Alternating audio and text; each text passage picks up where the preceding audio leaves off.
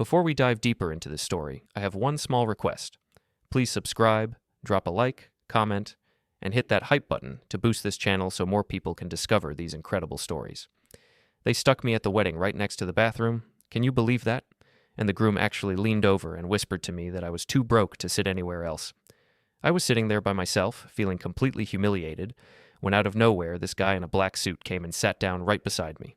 He spoke real quiet and said we should act like we were old buddies, and right then my son spotted us sitting together, and I swear all the color drained right out of his face like he'd just seen a ghost, because this man in the black suit had the power to ruin everything they'd been trying to hide by sticking me next to the toilet with just one single sentence.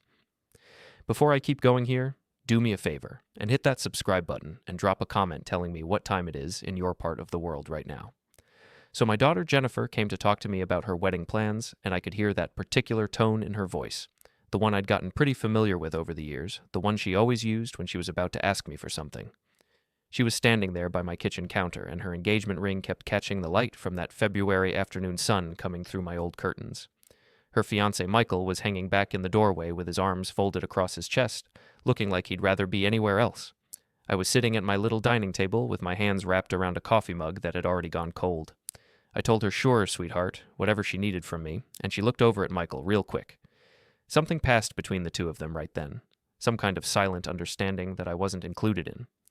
She started explaining that Christopher's family was well off, that they were accustomed to a particular kind of lifestyle. Her fingers moved along the edge of my counter, sliding across that laminate surface like maybe she was checking to see if it was dusty. She told me the wedding was going to be pretty high profile, that there'd be business associates there, people who mattered. I smiled at her and said that was wonderful news, and I remembered back when she was just a little girl, how she'd spin around in my classroom after school let out, telling anybody who'd listen that her dad was the smartest person in the whole world. I told her I was really happy for her. She said, right, happy, that's good. And then she walked over to the window in this expensive coat she was wearing, probably cost $400 or maybe even more, and it moved with every step she took. But then she said, here's the thing. She needed my help with something. I told her anything, whatever she needed. She said she needed me to adjust the way I presented myself. The words came out sounding strange to me, like they were arranged in the wrong order or something. I asked her what she meant by adjust. Michael shifted his position over by the door and told her to just come out and say it straight. She turned back around to face me, and her expression had that determined look I remembered from when she was 16 and arguing with me about staying out later. She said she needed me to act like I was more successful than I actually was. Just for the wedding. Just for that one single day. My hands started trembling, and I put the mug down real careful. I asked her what exactly she was asking me to do here. She said not to make this harder than it had to be, Dad. She came back over and sat down across from me at the table. She explained that Christopher's father owned 3 different car dealerships, and his mother served on all these charity boards. She said they were going to ask questions about me, about what I did for work, or whatever I used to do. I told her quietly that I was a teacher, that I taught history for 37 years. She said, see, that's exactly what she was talking about. Michael pushed himself away from the door frame, and his new watch, had to be at least $300, caught the light as he waved his hand around. He said when I told people I was a teacher, they got a certain impression, so maybe I should say I was in education management instead, and that would technically be true since I managed classrooms and students and curriculum. I looked at my son and wondered when exactly he'd learned how to twist words around like that. Jennifer said it was her wedding day, her special day, and couldn't I just do this one thing for her? That phrase, one thing, kept echoing in my head. I thought back to 5 years ago, how I'd worked double shifts, tutored kids after school 4 nights every week, canceled that trip I'd been planning to see the Grand Canyon, all to come up with $35,000 for her graduate tuition at Portland State. She'd hugged me so tight when she got that acceptance letter and told me I was the best father in the entire world. I said I didn't understand why she needed me to lie about who I was. She said it wasn't exactly lying. Michael pulled out the 3rd chair and sat down, getting comfortable like this was some kind of business negotiation. He said it was just about framing things in a better way, that I was in education management, that I lived in Southeast Portland, and those things were true, and there was no need to mention that it was just a studio apartment, and that I was retired now, which was completely accurate. I said after everything I'd done for both of them, after all of it. Jennifer's voice got sharp, and she said that wasn't fair, Dad, that they were grateful for everything, and that's exactly why she was asking me to do this, that if I really loved her, I'd help her fit in with Christopher's family, that I'd make things easier instead of harder. I just stared at her. The light coming through that window lit up one half of her face and left the other half in shadow. I tried to find that little girl who used to wait for me outside my classroom, who'd grab onto my hand and tell me every detail about her day, but she wasn't there anymore. I said so she wanted me to pretend to be somebody I wasn't. She said she wanted me to be there for her, and her voice cracked right then, and I hated how good she was at this, how she knew exactly which emotion to pull out at the right moment. She asked if that was really so much to ask one day, just a few hours, that I didn't even have to say much, just let her introduce me the right way. Michael leaned back in his chair and said I knew how these things worked, Dad, that appearances mattered, that Jennifer wasn't asking me to change who I was, just to present myself better. Present better, like I was some kind of project that needed polishing up. I thought back to 3 years ago when Michael came to this same table asking me for $8,000 to start up a business, telling me 6 months tops and he'd pay me back with interest, and he never mentioned it again after that, never even acted like it had happened. Jennifer kept going and said there was a men's warehouse over on 82nd Avenue where I could get something in charcoal or navy, nothing that looked cheap, and she'd give me $800 for it. And she said before the wedding she wanted to bring Christopher by to meet me, that we'd need to clean up the apartment some, maybe put away some of these things, and she gestured kind of vaguely at my walls, at all those framed photographs of her and Michael growing up, at the bookshelves crammed full of history texts I'd been collecting for decades. I said so, she was ashamed of me then. She said, "Don't be dramatic, Dad." Michael chimed in again, always backing up his sister when it worked in his favor, saying they were trying to help me, that this was actually a good thing, that I'd get to meet Christopher's family and they were great people and I'd probably like them. I said, as long as I pretended to be somebody else. Jennifer stood up and smoothed out her skirt and said, "Fine. You know what? Forget it then. Don't come to the wedding. Just stay here in my little apartment with my little life," and she'd tell Christopher that my father couldn't make it and asked if that would be better. Those words hit me like someone had punched me right in the gut, and I looked up at her, at this person I didn't even recognize anymore wearing my daughter's face. I said that wasn't what I wanted at all. She asked me what I did want then, and she was crying by that point, or at least putting on a good show of it. I honestly couldn't tell which anymore. She said she was trying to start a fresh life here, that Christopher treated her well, that his family had connections that could really help both her and Michael, and she said this was important, and why couldn't I see that? I thought about my wife right then, gone 7 years now, and wondered what she would say if she could see all this happening. Would she tell me to stick to my guns, or would she tell me to just give in and keep the peace, to sacrifice myself one more time for our kids? My shoulders just sagged right then, and I said, "Fine, fine." She asked me what, and I told her I'd do it, and the words tasted like ashes in my mouth. I said I'd be whoever they needed me to be. Jennifer's whole face just lit up instantly, and those tears vanished like they'd never even been there in the first place. She thanked me and said I wouldn't regret this, that it was going to be beautiful, and I'd see. She gave me this quick hug, like we'd just finished some kind of business deal, and Michael was already looking at his phone. Jennifer said she'd text me all the details about meeting Christopher's parents, probably next week sometime, and she reminded me, education management, comfortable retirement, Southeast Portland, keep it vague and keep it positive. They left together after that, and I heard Michael's car starting up down in the parking lot. I walked over to the window and watched them drive away in his new sedan, something German, probably cost more than what I used to make in a whole year of teaching. The apartment felt even emptier than it had been before they showed up. I sat back down at that table, and there were 3 coffee mugs sitting there, mine barely touched and theirs completely drained. I just stared at those mugs for a long time, trying to wrap my head around how I'd managed to raise 2 people who looked at me and saw something that needed to be hidden away. The light was fading outside by the time I could actually move again, not that I hadn't gotten up a couple times, once to go to the window and once to use the bathroom, but mentally I was stuck. My thoughts just kept circling back to Jennifer's face when she said pretend, and to Michael's casual cruelty all wrapped up in reasonable-sounding words.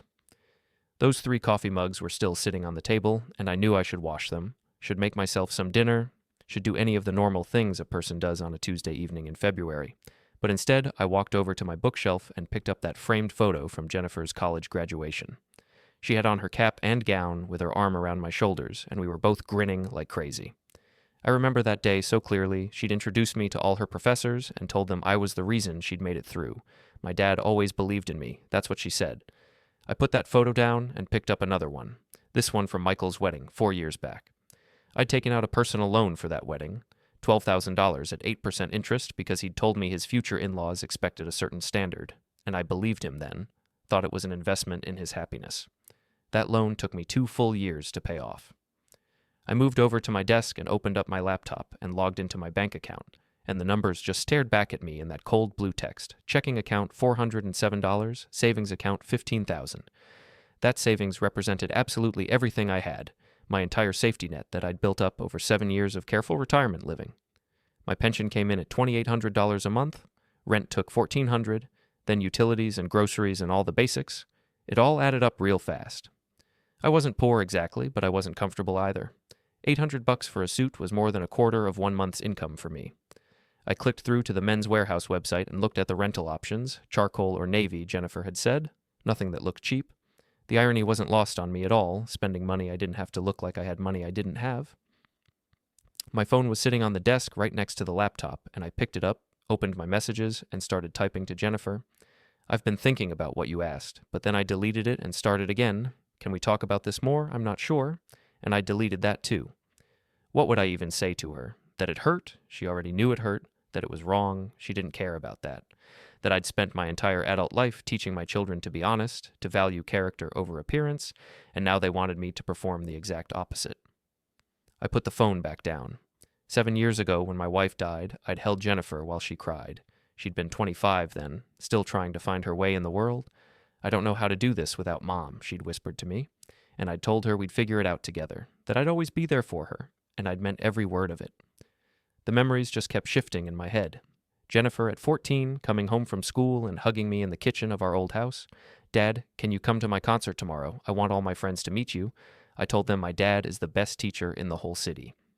I'd gone, of course, sat in that auditorium with all the other parents and watched her sing in the choir, just beaming with pride when she waved at me from up on the stage. When exactly had that changed? When had I become somebody she needed to hide? I pulled up a notepad on my computer and started typing out Jennifer's instructions like they were just items on a grocery list, suit from Men's Warehouse $800, story about being an education management professional, clean up the apartment before Christopher visits, keep all the details vague, Southeast Portland but no specifics. The act of actually writing it all down made it real somehow. I was committing to this whole thing, to the deception, to pretending my life was something other than what it actually was. My hands were just hovering over that keyboard, and I thought about calling Jennifer back, telling her I'd reconsidered, that I couldn't go through with this. But then what? She'd meant what she said. If I refused, I wouldn't be at the wedding, and I'd lose her completely. Was that worse than losing myself, though? I closed the laptop and walked back to the living room. My apartment wasn't large, 700 square feet of modest living. The couch was old, but it was clean. The curtains were faded, but they still worked, and the books on my shelves represented a whole lifetime of learning, of teaching, of trying to expand minds and open up worlds for students who walked into my classroom. I'd been proud of this space. It was mine, paid for with my pension, filled with my memories. Now I was seeing it through Jennifer's eyes, though, shabby, insufficient, embarrassing. I sat down on the couch and let my head fall back against the cushions. Somewhere in my mind, Michael's voice kept echoing. 6 months tops, and I'll pay you back with interest, I promise. That was 3 years ago now. $8,000 I'd transferred without even hesitating because my son needed help, and he never paid back a single cent. Never even acknowledged that debt existed. And yet here I was, about to put on a costume and play pretend for their benefit. It's one day, I said out loud to my empty apartment. Just one day of pretending. I've done harder things than this. But even as I said it, I knew something had broken inside me. Not suddenly or anything that dramatic, but there was a crack now, a small fissure in the foundation of how I understood my relationship with my children. They saw me as a problem that needed to be managed. I picked up my phone again and opened the Men's Warehouse website, found the location on 82nd Avenue. They were open until 7 on weekdays, so I could go tomorrow after lunch, get fitted, pick out something appropriate, charcoal or navy, nothing that looked cheap. I added it to my calendar, Wednesday 2 p.m., suit rental, and my jaw tightened as I typed it in. Not anger, really, not yet anyway, something else, like a small, hard seed of recognition that this wouldn't be the last thing they'd ask me to compromise on. Jennifer's wedding was just the beginning of all this. Soon there would be Christopher's family events, holidays where I'd need to maintain the illusion, grandchildren eventually who'd be taught to see their grandfather through a lens of manufactured respectability, unless I said no. But I wouldn't say no. That wasn't who I was. I was the father who gave, who sacrificed, who showed up even when it cost him everything. I set the phone down on the coffee table and stared at the blank television screen. My reflection looked back at me all distorted and gray. "You're doing the right thing," I whispered to that reflection. "It's her wedding. You do this because you love her. The reflection didn't answer back, didn't agree or disagree, just stared back at me with tired eyes that had seen too much and given too much and somehow still had more to give. Outside, the February evening had turned completely dark by then. Somewhere across Portland, Jennifer was probably telling Christopher about how well the conversation went, how her father had agreed to everything she asked. Michael was probably at some bar already forgetting about the whole afternoon. And I sat alone in my small apartment, committed now to a lie I didn't want to tell, for children who'd learned to take everything and offer nothing in return. Tomorrow I'd rent the suit, tomorrow I'd start becoming someone else. 2 weeks just crawled by after I made that appointment. I rented the suit, and that $800 made my checking account wince. I practiced my lines in the bathroom mirror like some actor preparing for opening night. Education management, curriculum oversight, program development. The words felt like marbles rolling around in my mouth. Jennifer communicated through texts only, brief and clinical. Dinner March 8th, 7 p.m. Le Pigeon downtown. Wear the suit. Be there 6:55 sharp. So there I stood at 6:50 on a cold March evening outside a restaurant I never would have entered on my own. Through the window I could see exposed brick walls, candlelit tables, couples leaning close over wine glasses that probably cost more than my monthly utility bill. The warm glow spilling out onto the sidewalk felt like it was meant for other people, not for me. I checked my reflection in the glass, and the charcoal suit fit well enough, but it didn't fit me, if that makes sense. I adjusted my tie for the third time, took a breath that did absolutely nothing to steady my hands, and pushed through the door. Jennifer waved from a center table, and she was already seated with Christopher and 2 people who could only be his parents, polished and confident, occupying space like they owned it. I approached, and my shoes felt way too loud against that hardwood floor. "Dad." Jennifer stood up and kissed my cheek real quick. Her smile was tight, like a warning disguised as a welcome. "This is Christopher and his parents, Richard and Patricia Benjamin." Richard's handshake was firm and assessing, the grip of a man who'd learned to judge people in seconds. "Barney, pleasure to finally meet you. Jennifer speaks so highly of her father." I said the feeling was mutual and shook Patricia's extended hand. She did this air kiss thing near both my cheeks, and her perfume was expensive and overwhelming. Christopher half stood and nodded. "Good to meet you, sir," but his eyes slid away from mine, already evaluating, already forming his conclusions. We all sat down, and a server just materialized with menus thick as textbooks. I scanned the prices, $45 to $85 per entree, my weekly grocery budget on a single plate. "Order whatever you like," Richard said, waving his hand all expensively. "We're celebrating." The conversation started out safe enough, weather and Portland's recent rain and traffic downtown.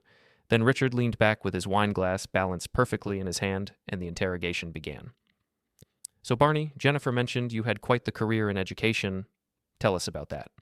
I'd rehearsed this part. I had my lines down. I spent my career in education management, curriculum development, program oversight, working with teachers to improve student outcomes. Technically true, deliberately vague. "Fascinating," Patricia said, though her tone suggested anything but. "And where are you living these days?" Jennifer mentioned Southeast Portland. That area has seen quite the boom. Property values must be impressive. "I have a place there, yes. Modest, but comfortable." "Have you considered selling?" Richard again leaning forward now. "Market's hot. Good time to capitalize on equity." "I rent, actually."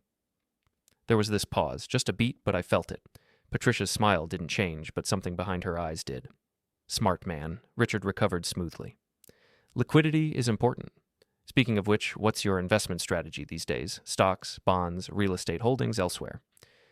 Jennifer's foot pressed against mine under the table, a warning to stay on script, but something inside me just cracked right then. Not anger exactly, disgust, overwhelming stomach-turning disgust at the performance, at the careful lies, at pretending my life was anything other than what it was. I set down my fork, and my voice came out calm, that teacher voice I'd used for 37 years when a student needed to hear the truth. "I need to be honest. There's been a misunderstanding here. I wasn't in education management. I was a high school history teacher. I don't have investment portfolios or property holdings. What I earned, I spent on my children, on making sure they had opportunities I never did." Silence just dropped like a stage curtain. Richard's expression went carefully neutral. Patricia's lips pressed into a thin line. Christopher's jaw tightened visibly. Jennifer's face drained of all color, and her knuckles went white around her napkin. "Well, Patricia's voice could have frosted glass. That's certainly admirable." "Very noble," Richard added, but the word came out like an insult. The conversation lurched forward, but everything had changed. They spoke around me now, directing questions to Jennifer, discussing topics I couldn't contribute to. Patricia asked about honeymoon destinations. Christopher showed photos of houses on his phone, their future home, he called it, though I'd later learn it was rented at $3,500 a month. Richard mentioned his 3 thriving car wash locations and their expansion plans. The subtext was crystal clear. We have wealth. We are successful. You are not. I sat through 4 courses I couldn't even taste, seared duck, roasted vegetables arranged like art, a chocolate dessert that probably took hours to prepare. Each bite was just ash. When Richard paid the check without offering to split it, without asking for my contribution, I felt the full weight of my irrelevance. In the parking lot behind the restaurant, the cold air bit right through that suit jacket. Jennifer walked ahead quickly with her heels clicking sharp against the pavement, and I followed. Christopher and his parents had already driven away. She spun on me, and her face was something I'd never seen before. Pure rage. Undiluted rage. You ruined everything. Her voice shook. Why couldn't you just keep quiet? Just sit there and nod and let them think. Think what? That I'm someone I'm not. Yes, she was crying now, but not from sadness, from frustration, from shame. Is that so impossible?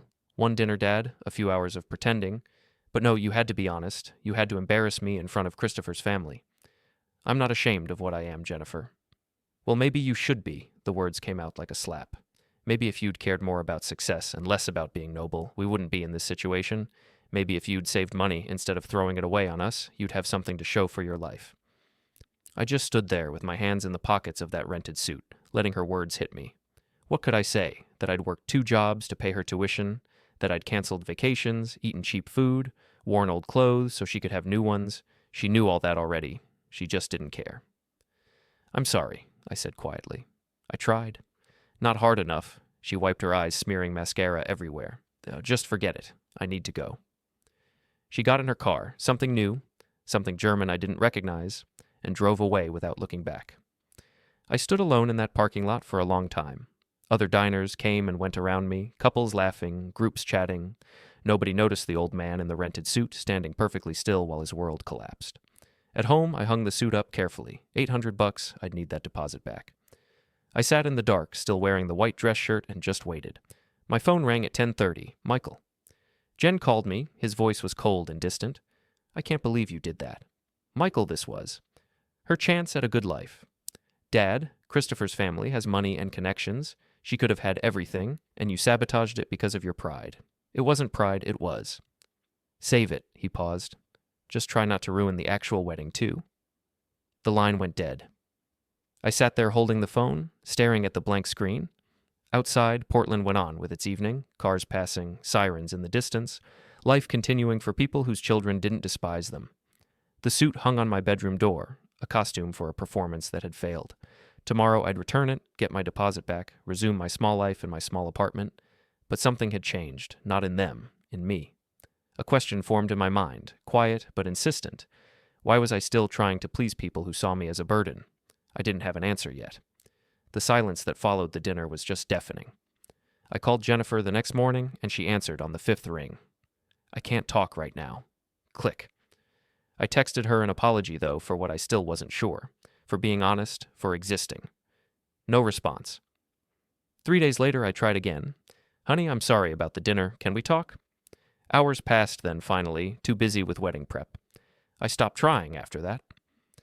March became this study in absence. My phone sat on the kitchen counter like an artifact from some dead civilization. I picked it up compulsively, checked for messages that never came, set it back down. Jennifer's texts, when they did arrive, were purely logistical. Wedding April 18th, the Nines Hotel downtown, 200 guests, ceremony 4 p.m., reception 6 p.m. No, I love you. No hope you can make it. Just coordinates for an event I was obligated to attend. I asked about the dress code, and she replied formal. I offered money, anything, even $1,000 from my savings. Everything is paid for by the Benjamin family. Just show up. Just show up, as if that was all I was good for.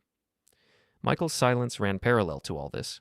I called twice, and both calls went to voicemail, just checking in. Son, love you. No response for a week, then a text. Busy with work. See you at wedding. They'd coordinated this. My children, who used to argue about everything, had found common ground in freezing me out. The apartment became both prison and sanctuary at the same time. I walked circuits through rooms that suddenly felt too small and too empty simultaneously. Past the refrigerator where Jennifer's childhood artwork still clung to the door, finger paintings from 28 years ago, all faded and curling, past the shelf holding Michael's Little League trophy. I'd coached his team for 3 years, giving up my Saturday mornings. I pulled out photo albums I hadn't opened in months. Jennifer's high school graduation, she'd been valedictorian with full scholarship offers from 3 universities. I'd sat front row with tears streaming down my face thinking we did it, she made it. That was also my 25th work anniversary, and the school had planned a ceremony, a plaque presentation, cake in the teacher's lounge. I'd skipped all of it because Jennifer's graduation was the same afternoon, and there was never any question which mattered more. Another photo, Michael at 22, standing beside a used Honda Civic. I remembered that day so clearly. He'd called me crying 2 weeks earlier. Totaled his car, no insurance money. I can't get to job interviews without a car, Dad. I'm so sorry. I'd taken a personal loan, $6,000 at 9% interest, ate ramen and peanut butter sandwiches for months to make those payments. He'd hugged me when I handed him the keys, promised to pay me back as soon as I'm on my feet. That was 13 years ago now. The loan was long paid off, and Michael never contributed a single cent. I flipped to my 60th birthday photo from 3 years back. I'd mentioned weeks in advance that I hoped we could have a small dinner together. The day came, and both children texted around noon, swamped with work, Dad, rain check.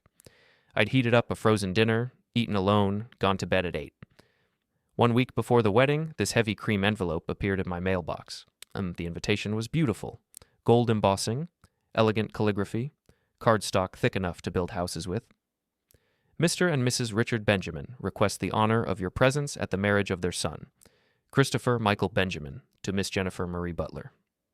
I read it 3 times over. I was the bride's father, yet I was being formally invited like some distant cousin. My name appeared nowhere, not as host, not even as an acknowledgement. This was a Benjamin wedding, and Jennifer was simply the bride being acquired. I propped the invitation on my kitchen counter where I saw it every morning while making coffee, a beautiful reminder of my irrelevance. Despite everything, the coldness, the rejection, the formal invitation that treated me like a stranger, I wanted to give Jennifer something meaningful, something that said, I'm still your father. I still love you. Maybe material things spoke louder than words in her new world. I drove to Hawthorne Boulevard on a Thursday afternoon. The district was lined with boutiques and cafes I'd never entered, shops selling artisanal goods to people with artisanal incomes. The antique store sat between a pottery studio and a wine bar. Inside, surrounded by objects from other people's pasts, I searched. Vintage jewelry seemed impersonal, furniture too presumptuous. Then I saw the clock, brass and mahogany crafted in the 1940s with Roman numerals and a face that had aged into character. I picked it up and turned the key. The mechanism caught and began to tick, steady, reliable, built to last. That's a quality piece, the shop owner said. He was maybe 50 with a gray beard and kind eyes, built to last generations. It's for my daughter's wedding. His smile was genuine. She'll treasure it. These pieces hold their value, monetary and sentimental both. I hope so, I said quietly. $500, nearly 20% of my monthly pension, I paid in cash, bills I'd withdrawn from the ATM specifically for this purpose. The owner wrapped it carefully in brown paper and bubble wrap. At home, I rewrapped it in expensive paper from a craft store, $12, more than I'd usually spend. I tied it with silk ribbon and attached a card in my careful handwriting to Jennifer and Christopher. May your life together be as timeless as this clock. Love always, Dad. I practiced what I'd say when I gave it to her. Would she even open it at the wedding? Would she thank me in front of Christopher's family? Or would my gift be quietly shuffled aside, an embarrassment she'd deal with later? The night before the wedding, my phone buzzed. Jennifer, please just come tomorrow and don't draw attention. Thanks. I read it 3 times, searching for warmth that wasn't there. Not I love you, Dad. Not I'm glad you'll be there. Just instructions for managing a problem house guest. I set the phone down beside the wrapped clock on my dining table. In my bedroom, I'd laid out tomorrow's clothes, the same suit from the dinner. I'd rented it again, another $800 I couldn't afford, polished shoes, conservative tie. Everything was ready. I was ready. But for what exactly? To be tolerated? To be managed? To sit quietly in whatever corner they'd assign me and watch my daughter marry into a family that measured worth in bank statements. I turned off the lights and climbed into bed. But sleep wouldn't come. The clock in the living room, my old wall clock, not the gift, ticked through the darkness, each second one closer to tomorrow, to an event that filled me with dread rather than joy. Through my bedroom window, moonlight touched the wrapped gift on the table, $500 of hope that maybe somehow she still loved me underneath all the shame. I closed my eyes and waited for morning. The wedding day arrived with gray Portland skies that matched my mood perfectly. I woke at 6, even though I'd barely slept. My old charcoal suit hung on the closet door, not rented this time, just pressed and presentable despite its age. I spent an hour on preparation, polished my shoes until they gleamed, at least from a distance, tied my tie 3 times before it sat right, checked my reflection with the critical eye of someone who knows judgment is coming. The wrapped clock sat in its gift bag by the door, $500 of hope. I drove downtown and parked in the Nines Hotel garage. $25 for the day, I noted it mentally, another expense I couldn't quite afford but would pay anyway. The elevator rose to the event floor and the doors opened onto opulence I'd only seen in magazines, white orchids in crystal vases, chandeliers catching light like frozen waterfalls, champagne flowing on silver trays carried by servers in crisp uniforms. 200 guests in designer clothes moved through the space with the casual confidence of people who belonged. I tightened my grip on the gift bag and stepped into the reception area. Near the ballroom entrance stood this ornate seating chart, gilded frame, elegant calligraphy listing names and table assignments. I approached it running my finger down the alphabetical listing, Butler Barney, table 18. My stomach just dropped. Through the open ballroom doors, I could see table 18 in the far back corner, 3 meters from the restroom doors, poorly lit compared to the front tables that were bathed in chandelier glow. Tables 1 through 6 near the head table were clearly reserved for family and VIPs. I could read the place cards from here. Table 5 listed Michael and Amanda Butler. My own son sat 15 tables closer to his sister than I did. I walked through the ballroom, weaving between tables already set with crystal and gold-rimmed china. Nobody acknowledged me. Guests clustered in groups, laughing and raising champagne flutes. I was invisible, a background figure in someone else's celebration. At table 18, I found my place card. Mr. Barney Butler in elegant script. The other names at the table meant nothing to me. Strangers, distant Benjamin family acquaintances based on the surnames. No family, no friends.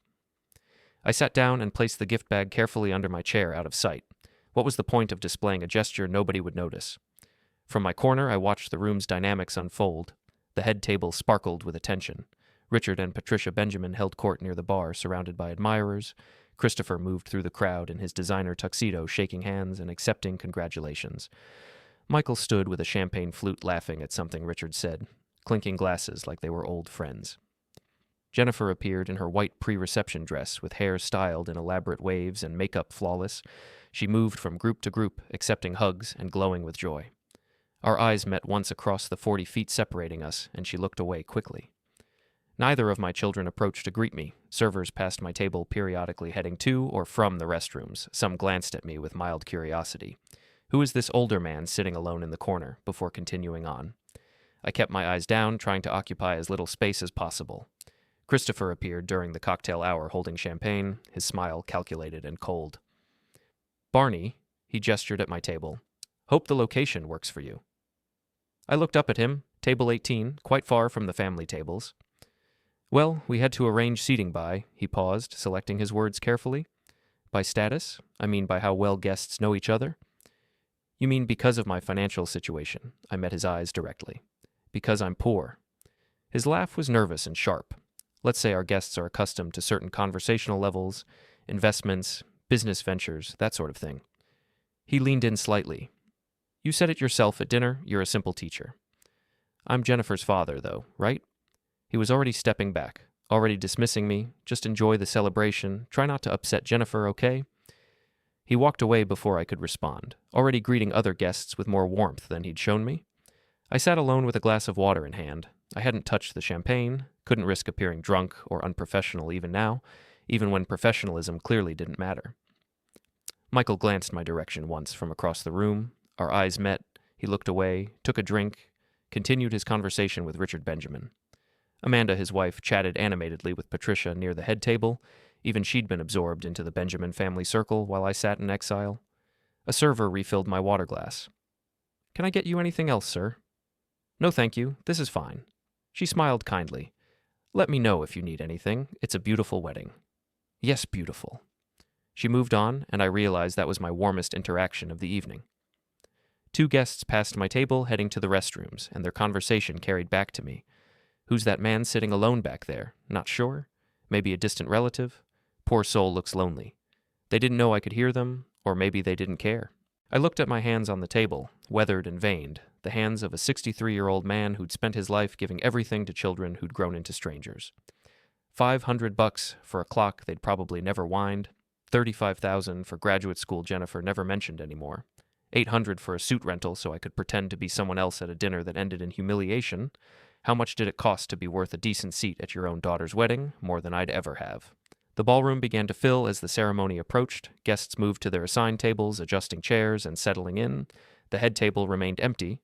The wedding party would enter after the ceremony, but the prime tables filled with laughter and conversation. Table 18 remained mostly empty, except for me. I sat there holding my water glass, watching my children at the front of the room. They were part of a different world now, a world where I was an embarrassment to be hidden, a problem to be managed, an obstacle between guests and their destinations. Then I heard a chair scrape beside me. Someone was sitting down. I looked up, expecting another stranger assigned to my exile, another person who'd spend the evening wishing they'd been seated anywhere else. Instead, I saw a man approximately my age settling into the adjacent chair, expensive black suit, kind eyes, a warm smile that seemed genuine in a room full of calculated expressions. "This seat taken," he asked. "Mind if I pretend we're old friends? This corner looks too lonely for a celebration." I stared at the stranger, all startled. Throughout the entire evening, nobody had voluntarily approached me. "Sure," I gestured at the empty chair. "Though I should warn you, this isn't exactly the prestigious section." He settled in and placed his glass on the table. Expensive whiskey, I noticed, not champagne. His suit whispered wealth rather than shouted it. Something about his face seemed familiar. "Have we met?" He studied me closely. "You look familiar." I looked at him more carefully, the shape of his face, the way his eyes crinkled when he smiled, the cadence of his voice. Recognition hit like electricity. Robert Thomas, from Portland State." His face just lit up. "Barney Butler. I can't believe it. How long has it been?" 20 years at least since you moved to Seattle. Closer to 22, actually." He stood and I rose to meet him. We embraced in a real hug between old friends, not the air-kissed politeness I'd watched all evening. Several guests glanced over, curious about the emotional display at table 18. We sat back down, and I felt genuine warmth for the first time since arriving. "You look good, friend," Robert said. "Still have that teacher energy about you?" "Still a teacher, well retired now," I managed to smile. "You clearly did better than I did." Robert waved off the compliment, but his suit and watch told the story his modesty wouldn't. This was a man who'd succeeded in ways I'd never imagined. Then his expression shifted as he looked around the ballroom. "Wait, why are you back here?" He gestured at the ornate front tables, the head table set up. "Barney, you're the bride's father. Where's the family table?" "This is my assignment, table 18. That's insane. There must be some mistake." "No mistake," I interrupted, unable to keep the bitter edge from my voice. "Just priorities, different priorities than I have." Robert's jaw tightened. He was a businessman now trained to read situations quickly. He didn't push for details, but I saw understanding and anger flash across his features. "I need to tell you something," he said quietly. "I'm here because Richard Benjamin invited me. He's been hounding me for months about investing in his businesses, his car washes, 3 locations, all struggling." Robert leaned closer, dropping his voice. "He's leveraged beyond reason, Barney. Bank debt over $340,000, needs at least $200,000 in fresh capital to survive the next year. I absorbed this information slowly. Does he know you're undecided? He knows I'm evaluating." Robert's eyes scanned the room again, the opulent decorations, the expensive champagne, the lavish display. Tonight was supposed to impress me, show me stable family values and business acumen. He paused, with his gaze returning to our isolated corner. Seating the bride's father by the restroom doesn't exactly convey family values. Across the ballroom, I noticed Michael moving. He'd been near the bar, but now he was edging closer to our table, with his face pale, his drink hung forgotten in his hand, with his entire focus on our conversation. "Your son," Robert followed my gaze. "Yes, Michael. He looks concerned about something." I watched Michael shift position again, trying to get closer without being obvious. Amanda touched his arm and said something. He brushed her off without looking at her. "Robert," I said carefully, "tell me more about Richard's situation. What exactly would your investment involve?" Robert studied me, curious about my sudden interest, full partnership, restructuring operations, family involvement in the turnaround. He paused. "Why?" "Just curious about my daughter's new family." I kept my tone casual. "I like to know where she'll be living her life." Robert didn't quite believe that was my only reason, but he continued. "Richard approached me 6 months ago. The car washes have potential, but they're poorly managed. He's made expensive expansion decisions without proper capital backing. Now he's months behind on loan payments. Vendors are threatening to pull service contracts, and the whole operation is on the verge of collapse. And he needs your money to save it. He needs my money, my business connections, and my reputation. Robert's fingers drummed once on the table. The last part matters most. If Robert Thomas invests, other investors follow, banks extend more credit, vendors offer better terms. I process this with pieces clicking into place. The desperate pursuit of Robert's approval, Christopher's marriage to Jennifer as part of building a respectable family image, the seating arrangement designed to hide the poor teacher from the wealthy investor. How much have you committed? Nothing yet. Robert's expression hardened slightly. I've been avoiding it because something felt off. The numbers work on paper, but family businesses live or die on family dynamics. He glanced at Michael, who'd moved even closer now, about 20 feet away. And after seeing how they treat you tonight, I'm inclined to walk away entirely. Michael must have heard that last part because his face went from pale to ashen. Don't make that decision based on me, I said quietly. Why not? Robert leaned back in his chair. You think I invest in people who disrespect loyalty, who hide their own family members? That tells me everything about their character, Barney. From our right, Michael had moved close enough that I could see the panic in his eyes. He recognized Robert Thomas. Must have seen his photo in Forbes, in Portland Business Journal, in financial news articles. Robert Thomas, venture capital investor with estimated net worth 40 to 50 million, one of the Pacific Northwest's most influential business figures, and he was sitting at table 18, deep in conversation with the father they'd dismissed. Your son definitely recognizes me, Robert observed with amusement. He manages a car dealership. He'd know who you are. Does he know we're friends? He does now. Robert turned his attention back to me. So tell me, old friend, how did you end up with a daughter marrying into this particular family? I gave him the abbreviated version, Jennifer's engagement, the pressure to pretend, the dinner disaster, the weeks of silence leading to this wedding where I'd been assigned to the corner like damaged furniture. Robert listened without interrupting, and his expression grew darker. And you came anyway. She's my daughter, even after they put you here. Not a question, a statement of fact, even after. Robert was quiet for a moment with his eyes distant. Then he focused on me again. Barney let me explain exactly what Richard proposed. Full partnership would mean restructuring the entire business. I'd have decision-making authority over operations, hiring, family roles in the company. He paused meaningfully, including whether certain family members remain involved at all. I understood what he wasn't saying. You'd have leverage, considerable leverage if I choose to use it. The ceremony music began. Soft strings from speakers hidden throughout the ballroom. Guests moved to their seats. The wedding was about to start. Michael stood frozen 30 feet away watching us, calculating whether to intervene or report this development to Christopher and the Benjamins. Robert raised his whiskey glass slightly, to old friends who show up even when they're not wanted. I lifted my water glass, to old friends who sit in the corner when they could sit anywhere. We touched glasses, and across the ballroom I saw Michael finally moving. Not toward us, but toward Christopher, who stood near the ceremony entrance. They spoke urgently with Christopher's eyes snapping toward table 18. I think we've been noticed, Robert said mildly. I think you're right. The music swelled and the ceremony was beginning, but for me something else was beginning too. The recognition that I wasn't as powerless as they'd assumed. I had Robert's ear, Robert had leverage, and the Benjamin family desperately needed Robert's approval. The father they'd hidden by the restrooms had just become the most important person in the room. Michael didn't walk across the ballroom. He ran. His movement caught the attention of nearby guests. A groomsman abandoning his post, weaving between tables with urgent purpose. I watched from table 18 as he found Christopher near the ceremony entrance, grabbed his arm, pulled him aside. Even from 40 feet away, I could see Michael's lips moving rapidly with his hand gesturing back toward our table. Christopher's face drained of color. Your son seems distressed, Robert observed mildly. He just figured out who you are. Ah, Robert took a sip of his whiskey and realized his family seated you here as a deliberate insult. Something like that. Jennifer joined them with her white dress rustling as Michael pulled her into their urgent huddle. Christopher spoke, rapidly gesturing. Jennifer's confusion shifted to horror as understanding dawned. All three looked toward table 18. Here comes the cavalry, Robert said, but it wasn't my children who arrived first.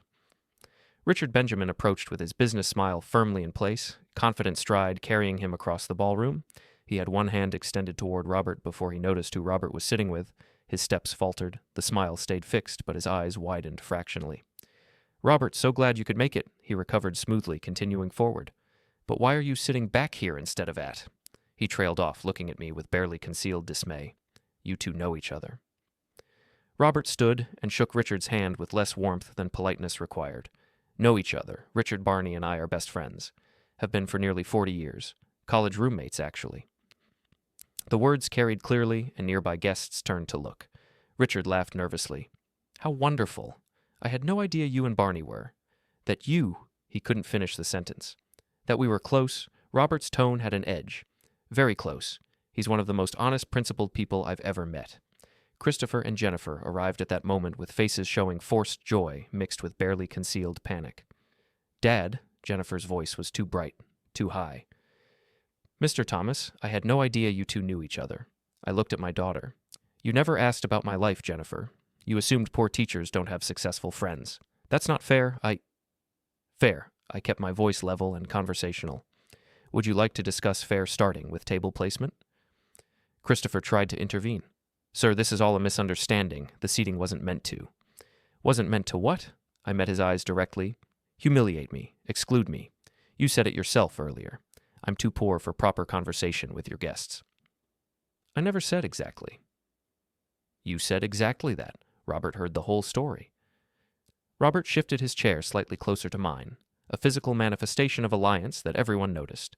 His expression had hardened. Barney explained the situation, the table by the restroom, your comments about his poverty making him unsuitable for proper guest interaction, the systematic exclusion from his own daughter's wedding. Richard's panic was becoming visible. Robert, please, I'm sure there's been a misunderstanding.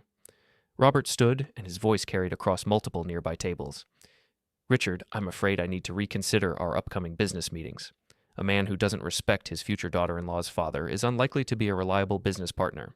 Family values matter significantly in my investment decisions. The atmosphere shifted instantly. Conversations at surrounding tables stopped mid-sentence. Heads turned. Richard's face went from pale to gray. Robert. No, please. This was a mistake. A seating error. Nothing more. Mistakes reveal character. Robert's tone was ice. I'll be in touch about my decision. Christopher jumped in with his voice tight. Mr. Thomas, my father, has been working toward this partnership for months. You can't make a decision based on a wedding seating chart. I can make decisions based on whatever criteria I choose. Robert looked at Christopher with the same cold assessment he'd give a failing business proposal, and I choose to invest in families that value loyalty, respect, and integrity. Jennifer touched my arm, and I looked down at her hand, then up at her face. She pulled back as if burned. Dad, please, she whispered. Can we talk about this privately? We'll talk later, Jennifer, maybe. More guests had noticed the confrontation, and I could hear whispers spreading outward like ripples. That's Robert Thomas, who's the older man. I think he's the bride's father. Why would they seat the bride's father there if he knows Robert Thomas? Patricia Benjamin appeared at her husband's elbow with her confusion evident. Richard, what's happening? Robert is reconsidering the investment, Richard said through clenched teeth. Because of seating arrangements? Her voice rose slightly. That's absurd. That's business. Robert sat back down beside me, effectively dismissing them all. Now, if you'll excuse us, Barney and I have 40 years to catch up on. The ceremony began shortly after. Jennifer and Christopher exchanged vows, but the joy had evaporated. Richard kept glancing back at table 18, where Robert and I sat talking animatedly, laughing at shared memories, displaying obvious decades-long friendship. During dinner, I noticed other guests asking questions. They'd lean toward companions, gesture subtly toward our table, receive whispered explanations. The social currency of the room had shifted. Suddenly, the man by the restroom was the most interesting person present. The Benjamins attempted multiple approaches throughout the evening, and each time Robert and I were engrossed in conversation, reminiscing about college days, discussing Robert's business ventures, comparing notes on the decades that had passed. We weren't deliberately shutting them out. We simply had more interesting things to discuss than their crisis. My children stayed away. Michael stood near the bar, watching us with visible anxiety. Jennifer sat at the head table beside Christopher with her smile brittle and her eyes darting repeatedly to table 18. Amanda kept trying to talk to Michael, who barely acknowledged her presence. Near evening's end, as guests began departing, Robert and I stood to leave together. We'd been talking for hours, and I'd felt more respected, more valued in those hours than I had in years with my own family. Jennifer approached one final time. Dad, please, we need to talk. We'll talk later, Jennifer. Maybe. When? When you understand what you did. I looked past her to Christopher, to Michael standing nearby. All of you. Robert placed his hand briefly on my shoulder, a gesture of solidarity that several departing guests noticed. Ready, Barney. We walked toward the ballroom exit together, and at the doorway, Robert pulled a business card from his wallet, wrote something on the back, handed it to me, my personal cell. Call me tomorrow. We should talk more. Michael was standing near the exit, and he saw the exchange, his eyes tracking the card from Robert's hand to my pocket. Robert and I walked out side by side, leaving my children watching from the ballroom. Christopher stood with his arm around Jennifer, both looking shell-shocked. Richard Benjamin watched us go, with his face a mask of barely controlled desperation. His business hopes were walking out the door, and he knew it. Sleep didn't come that night. I lay in my apartment still wearing my dress shirt, watching shadows move across the ceiling. My phone buzzed constantly on the nightstand. Jennifer's texts progressed from apologetic to desperate. Dad, please answer. We need to talk. I'm so sorry. Christopher's family is really stressed. I didn't respond to any of them. Michael called twice, leaving voicemail both times. Around 9 the next morning, my phone buzzed with a new name, Robert Thomas. Coffee today, we should talk. Elite Coffee on Pearl District, 11 a.m. I texted back, I'll be there. I showered and dressed in clean jeans and a button-down shirt with my blazer. Not trying to impress, just presenting myself with quiet dignity. The man in the mirror looked different than he had yesterday morning. More solid somehow, more present. Elite Coffee occupied a converted warehouse space in the Pearl District, exposed brick, local art on walls, clientele in expensive athleisure sipping single-origin pour-overs. I spotted Robert at a corner table with 2 cups already waiting. He stood as I approached and embraced me warmly. "How did you sleep?" he asked. I didn't. Really, too much to process. We sat, and he slid 1 cup across to me. "I've been thinking all night too, Barney. I'm furious on your behalf. How can I help? What do you need?" I wrapped my hands around the cup, feeling its warmth. I don't want revenge. That's not who I am, but I want them to understand, to learn what respect actually means. Robert leaned back, studying me. "Richard Benjamin is desperate," he said. "He'll agree to almost anything to save his business, so we can tie my investment to consequences. Not random punishment, but logical terms that also teach lessons." For 2 hours, we talked through structures and timelines while Robert sketched numbers. Richard's 3 car washes were bleeding cash, over $340,000 in debt, maybe 60 days from default. Christopher made $120,000 a year as an analyst, living comfortably while his father's business collapsed, and Jennifer enjoyed that lifestyle. So Robert suggested conditions. Christopher must quit his job and run the car washes for a manager's salary, maybe $65,000 or $70,000, and the family must downsize from their West Hills home to something modest. They would finally feel the pressure I'd lived with for years. Consequences, not revenge. Another condition, a formal public apology to me at a family meeting. Without my $200,000, Robert said, Richard is bankrupt, so he'll accept. Robert also mentioned a charitable foundation for retired educators and offered me paid consulting work, $5,000 a month. I resisted, calling it charity, but he reminded me I had once quietly lent him $50 when he was broke. This wasn't pity, it was employment that respected my 37 years of experience.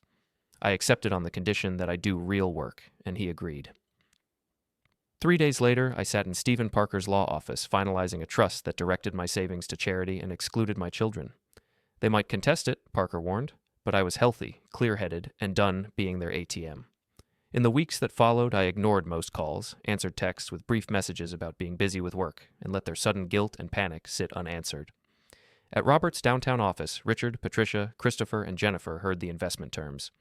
$200,000 for 40% equity and operational control, plus the conditions. Christopher must work in operations at a lower salary, the family must downsize their home, and they must issue a formal apology to me for how they treated me at the wedding.